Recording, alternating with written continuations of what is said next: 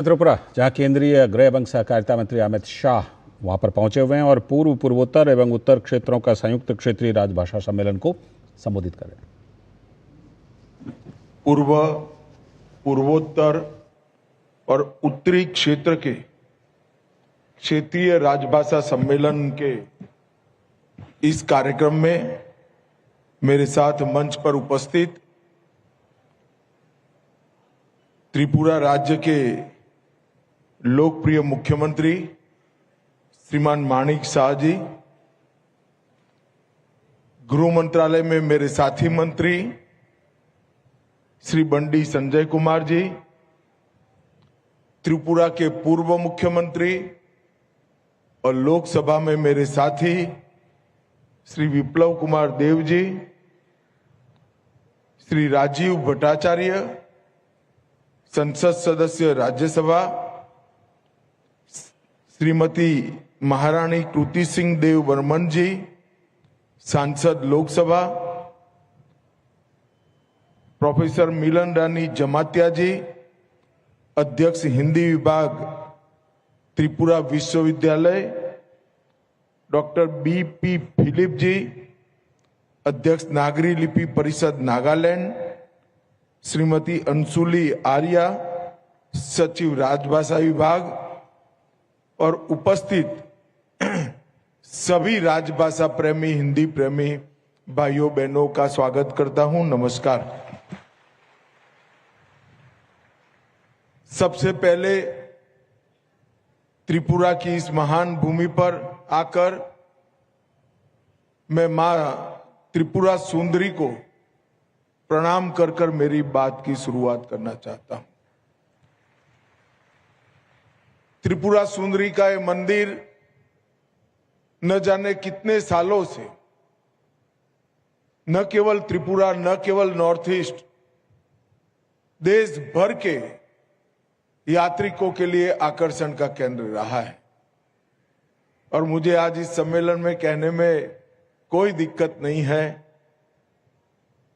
जब जब मेरे जीवन में संकट आया, मुझे लड़ने की प्रेरणा यही त्रिपुरा सुंदरी मंदिर ने दी है। मैं फिर से एक बार मां त्रिपुरा सुंदरी के चरणों में प्रणाम कर कर मेरी बात की शुरुआत करना चाहता हूं। मित्रों, यहां पर ढेर सारे राजभाषा का महत्व समझने वाले उत्तरी क्षेत्र के, पूर्वोत्तर के और पूर्वी क्षेत्र के ढेर सारे महानुभाव यहां पर उपस्थित हैं। मैं आज इस सम्मेलन में श्री शिवाजी महाराज ने स्वराज का आंदोलन शुरू किया था, उस वक्त को याद करना चाहता हूं, जब पूरा देश गुलामी की जंजीरों में जकड़ा हुआ था। किसी में हिम्मत नहीं थी मुगलों की ताकत को इसके सामने खड़ा होने की। उस वक्त 16 वर्ष के एक युवा शिवाजी ने एक मंदिर में प्रतिज्ञा करी कि इस देश को मैं आजाद करूंगा, स्वराज की स्थापना करूंगा। जब आगे चलकर छत्रपति के रूप में शिवाजी महाराज का राज्याभिषेक हुआ और हिंदवी स्वराज की स्थापना हुई, तब कई जगह पे उल्लेखित है शिवाजी महाराज और गाग भट्ट का संवाद कि स्वराज का मतलब क्या है। स्वराज का मतलब सिर्फ शासन नहीं है। स्वराज का मतलब होता है स्वभाषा, स्वराज और स्वधर्म, ये तीनों मिलकर स्वराज होता है। और आज हमारे संविधान निर्माताओं ने शायद यहीं से प्रेरणा लेकर हिंदी को देश की राजभाषा बनाने का निर्णय किया होगा, जो आज हमें स्व की ओर वापिस ले जाने की एक बहुत बड़ी आंदोलन बनकर हमारे सामने हिंदी उभरी है। मित्रों, कई सालों तक हिंदी के लिए अपप्रचार किया गया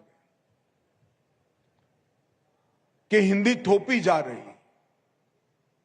अरे भाई, थोपना क्या है? हिंदी और स्थानीय भाषाओं के बीच में कभी झगड़ा हो ही नहीं सकता, क्योंकि वो तो एक ही मां की दो बहनें हैं जो एक साथ पनपी, बढ़ी और आगे बढ़ी।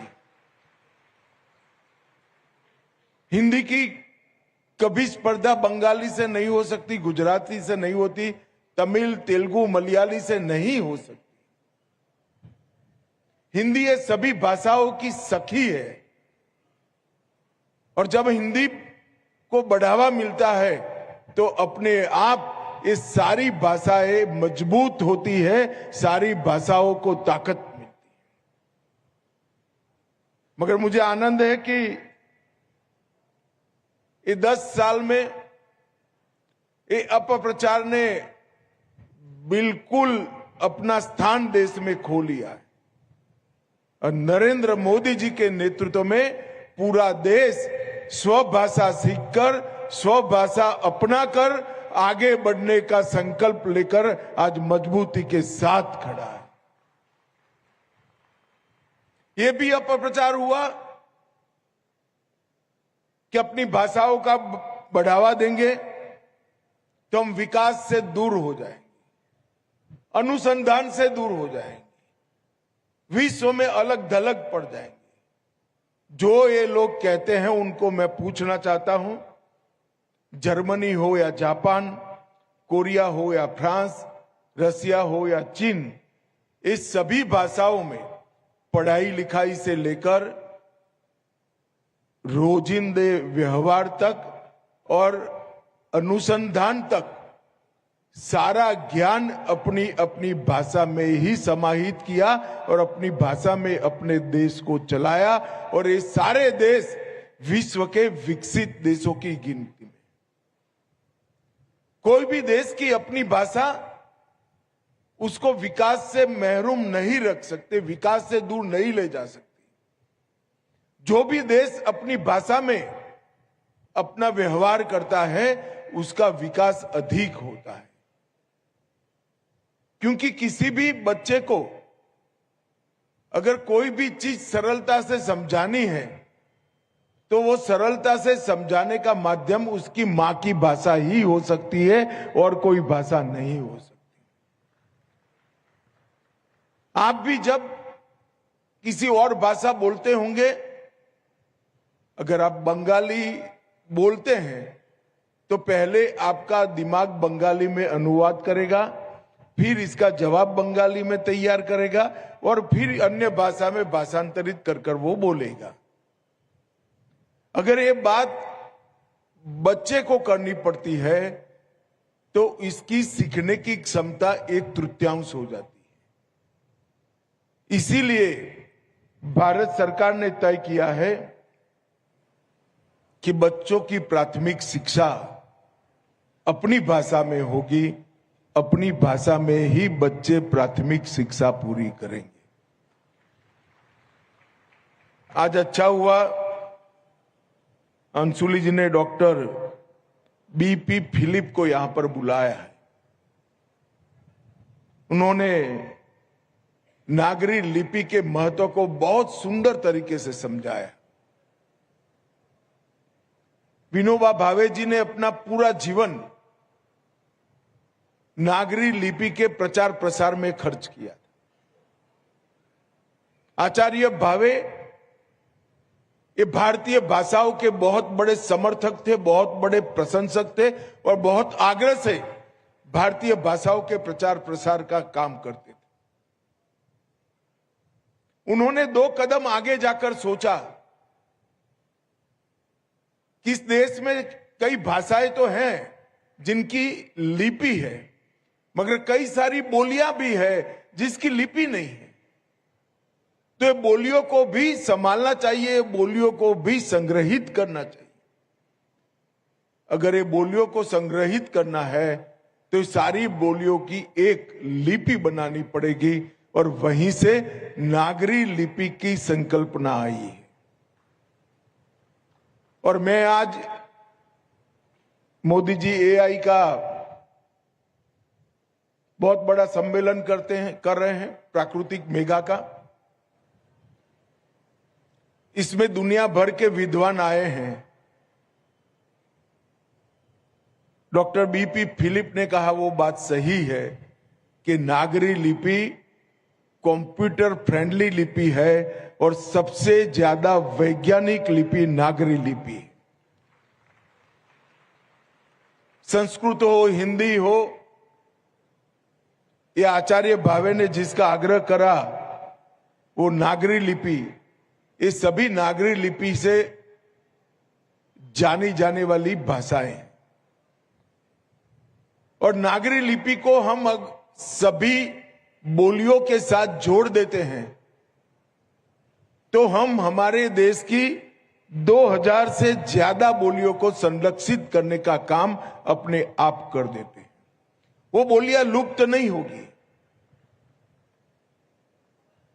ये सारी बोलियों को संरक्षित करना है तो हमें नागरी लिपि के आंदोलन को और मजबूत कर 2 कदम आगे ले जाने की जरूरत है। और मुझे विश्वास है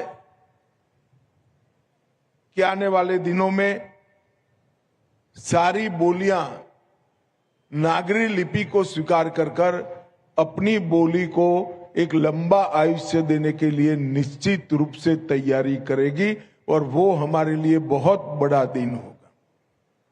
मित्रों, आज यहां पर ढेर सारे पुस्तकों का प्रकाशन किया गया और सबसे बड़ी बात है, दृष्टिबाधितों को एआई संचालित चश्मे का वितरण किया गया। ये जो चश्मा दिया गया है वो हिंदी और बांग्ला में उनको सरलता से चश्मे के माध्यम से सब चीजें समझाएगा। ये चश्मा वॉइस बेस्ड कंट्रोल्ड, पर्यावरण वर्णन, टेक्स्ट रीडिंग और बहुभाषी अनुवाद का समर्थन करने वाला एक इंस्ट्रूमेंट है जो हमारे दृष्टिबाधित लोगों को, जिनको देखने की क्षमता कोई न कोई कारण से ईश्वर ने नहीं दी है, उनको पढ़ने का और विश्व को देखने की, समझने की एक बहुत बड़ी ताकत देगा। मित्रों, आज हम त्रिपुरा में बैठे हैं। त्रिपुरा अष्टलक्ष्मी समूह हमारे नॉर्थ ईस्ट के राज्यों का एक राज्य है।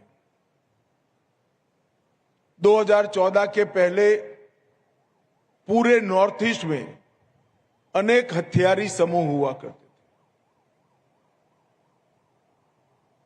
मोदी जी ने 2014 में प्रधानमंत्री बनने के बाद एक के बाद एक 21 समझौते नॉर्थ ईस्ट को शांति प्रदान करने के लिए किए हैं और 11,000 युवा AK-47, AK-56 ऐसे हथियार छोड़कर मेन स्ट्रीम में आए हैं और आज नॉर्थ ईस्ट विकास के रास्ते पर आगे बढ़े।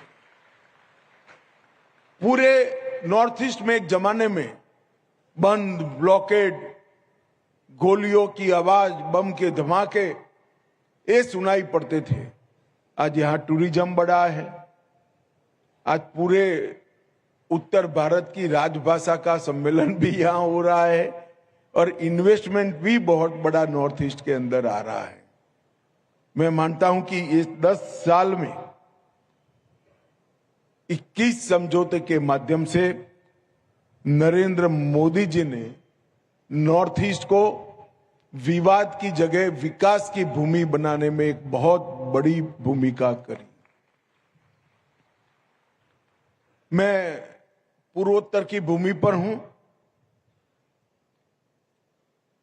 कई लोगों ने मुझे पूछा था कि भाई राजभाषा का सम्मेलन त्रिपुरा में क्यों करना है, नॉर्थ ईस्ट में क्यों करना है। मैं आज इस मंच के माध्यम से पूरे देश को बताना चाहता हूं कि भारतीय भाषा और राजभाषा को मजबूत करने का कोई भी प्रयास, इसके लिए सबसे उपयुक्त जगह कोई है तो हमारा नॉर्थ ईस्ट है। अकेले नॉर्थ ईस्ट के 8 राज्यों में 200 से ज्यादा भाषाएं और बोलियां बोली जाती। इतनी विविधता वाली भाषाई संपदा, समृद्धि शायद कोई देश में भी नहीं होगी। हमारे देश के पूर्वोत्तर क्षेत्र में 200 से अधिक भाषाएं और बोलियां बोली जाती। 200 से अधिक जनजातीय समूह हैं। 160 जनजाति समूहों के क्लस्टर निवास करते हैं।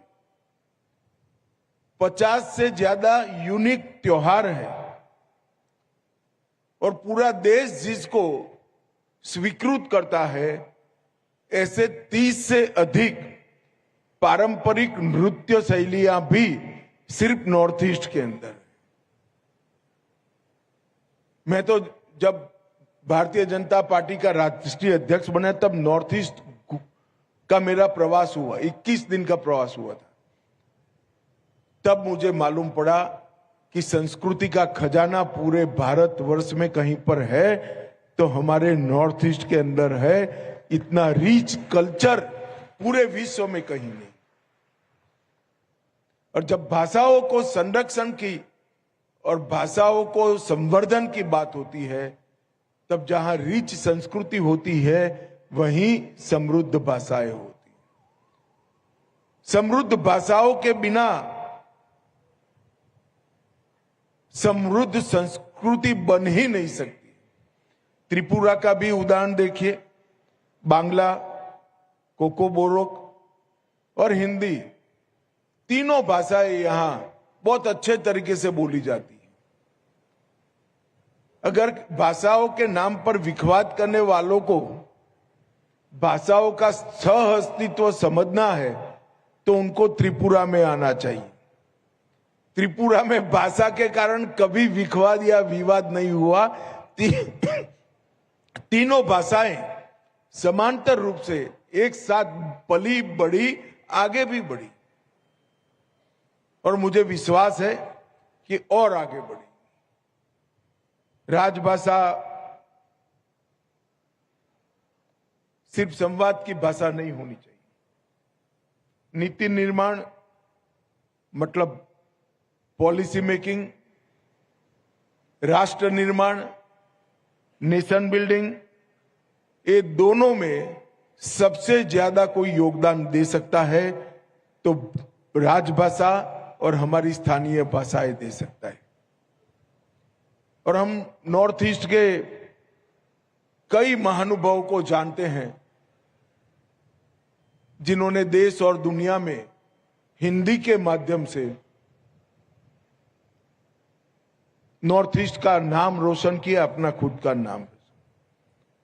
डॉक्टर भूपेन हजारिका जी, महान संगीतकार, त्रिपुरा के ही सुपुत्र एस.डी. बर्मन जी, आर.डी. बर्मन जी, सिक्किम के डैनी डेंगजिप्पा, मेघालय में पैदा हुए जुबिन गर्ग, कई सारे लोगों ने हिंदी के माध्यम से नॉर्थ ईस्ट से निकलकर हिंदी के माध्यम से पूरे देश और दुनिया में प्रसिद्धि प्राप्त की। उनके लिए हिंदी देश में जाने का एक मंच बना, राजभाषा देश भर में पहुंचने का एक माध्यम बनी। और यही बात हर राज्य को लागू होती है। अभी ये मुख्यमंत्री साहब हमारे एमओएस बंडी जी को अभिनंदन देते थे कि बंडी जी तेलुगु है और राजभाषा सम्मेलन में हिंदी बोले। डॉक्टर साहब आप भी बांग्ला हो, त्रिपुरा के हो, मगर बहुत अच्छी हिंदी बोलते हो। और मैं भी गुजरात से आया हूं। गुजरात हिंदी भाषी राज्य नहीं है, मगर मैं मेरे जीवन की कल्पना ही नहीं कर सकता अगर मुझे राजभाषा आती न होती तो मैं देश के लोगों से संवाद कैसे करता। आज मैं महाराष्ट्र जाता हूं, पंजाब जाता हूं, बंगाल जाता हूं, त्रिपुरा जाता हूं, आसाम जाता हूं, देश भर में घूमता हूं। मुझे देश को लोगों के साथ बातचीत करने में कोई तकलीफ कहीं नहीं आती है। इसका कारण मुझे बचपन में राजभाषा पढ़ाई गई है और मैं राजभाषा पढ़ा हूं। मैं आज इस मंच से कई सारे ऐसे लोगों के नाम भी बोलना चाहता हूं जिन्होंने अपने जीवन में राजभाषा के प्रचार प्रसार और संरक्षण के लिए बहुत काम किया, मगर वो हिंदी भाषी क्षेत्र से नहीं थे। महात्मा गांधी, सरदार वल्लभ भाई पटेल दोनों गुजराती थे। आचार्य केशव चंद्र सेन, राजा राम मोहन राय, रविंद्रनाथ टैगोर और सुभाष चंद्र बोस बांग्ला थे। लोकमान्य तिलक, आचार्य विनोबा भावे, डॉक्टर भीमराव अंबेडकर, ये सभी मराठी थे। लाला लजपत राय पंजाबी थे। राजगोपालाचारी और सुब्रमण्यम भारती ये दोनों तमिल थे। परंतु ये सारे महानुभावों ने राजभाषा को देश की संपर्क भाषा के रूप में न केवल प्रचारित किया, इसका आग्रह भी किया, क्योंकि वो समझते थे कि इस देश को अगर आगे बढ़ाना है तो हमें राजभाषा को बहुत आगे ले जाना पड़ेगा। मित्रों, आज मोदी जी के नेतृत्व में राजभाषा विभाग ने बहुभाषी अनुवाद सारथी, स्मृति आधारित अनुवाद प्रणाली कंठस्थ, हिंदी शब्द सिंधु, मैं हिंदी शब्द सिंधु पर कुछ जरूर कहना चाहता हूं। हिंदी शब्द सिंधु एक शब्दकोश बनाया गया है और हमने हिंदी भाषा को परिपूर्ण करने के लिए भारत की अलग अलग भाषाओं से 84,000 शब्दों को हिंदी शब्द सिंधु में हिंदी के शब्द के रूप में स्वीकार किया है और राजभाषा हिंदी को सभी भाषाओं के शब्दों से समृद्ध करने का काम किया है। हमने 13 खंड अब तक हिंदी के विकास के लिए राष्ट्रपति महोदय को समर्पित किए हैं और जमातिया जी ने यहां पर भावना व्यक्त करी कि सभी लोग